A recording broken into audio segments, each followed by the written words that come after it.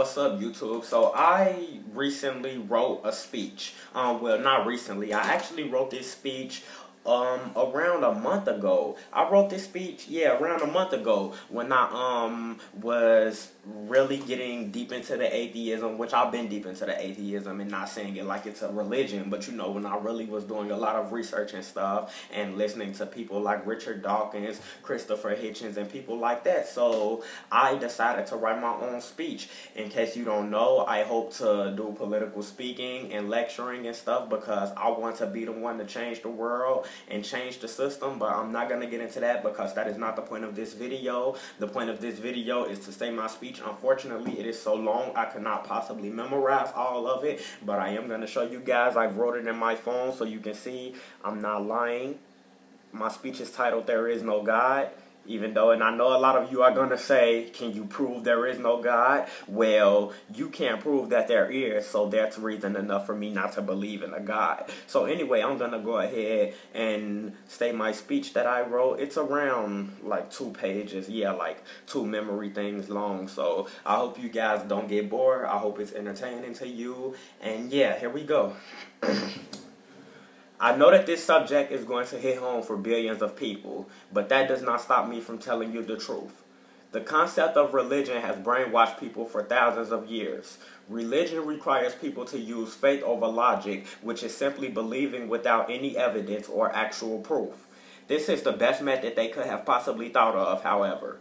Due to the fact that faith requires you to believe with no evidence, it is nearly impossible to convince religious people to use logic or think critically. No, I am not by any means claiming to know for sure that there is no God, but that is not the point. I don't have to prove that there is no God because it's never been proven that there ever was one in the first place. Despite that, all of the evidence point away from religion and intelligent design. And as hard as it is to believe we exploded into existence and barely even made it as a species, you can't deny the proof. The problem with most people is that they believe evolution has to happen in a time frame that which they can see. They believe a monkey has to give birth to a human for them to trust evolution. I'll be the first to tell you that will never happen, and it won't happen because evolution is a process of millions and billions of years. Also, even with that long of a process, a monkey still never actually gives birth to a human, but the two have a common ancestor which breeded and evolved over long periods of time to form what is today known as the human species. The similarities between apes and humans are outstanding, and even religious people have to admit this. Now, I know you're going to say, just because they're similar doesn't mean they came from one another. You are wrong. That is exactly what it means, because people are not a material possession. We are a genes, and all of our traits stem from our ancestors. Examples of this happen every day. Every time a woman gives birth to a child, the child develops traits from their father and from their mother. And since they develop their parents' traits, they also develop their grandparents' traits, because when their parents were born, they also developed their parents' traits, and this goes on and on, generation to generation. This process is why we all look like someone. If there was an intelligent designer who made us in his image, why don't we all have our own personal look instead of inheriting our parents' features? Here's an example. If both my parents have black hair, and both their parents had black hair, and both of their parents' parents had black hair, it's no doubt that I will inherit black hair. I know that's so simple and it seems like little proof, but think about it. It really is that simple. If there was a creator for every being, then we would look exactly how he wants us to look, and the genes of our parents wouldn't affect us. Now, you may say, well, this is how he wants us to look. Yeah, but how ironic that every single child inherits the traits of their parents along with their own. That seems more like genetics than a creator to me. Now, let's discuss the many questions religious people ask atheists to try to disprove evolution.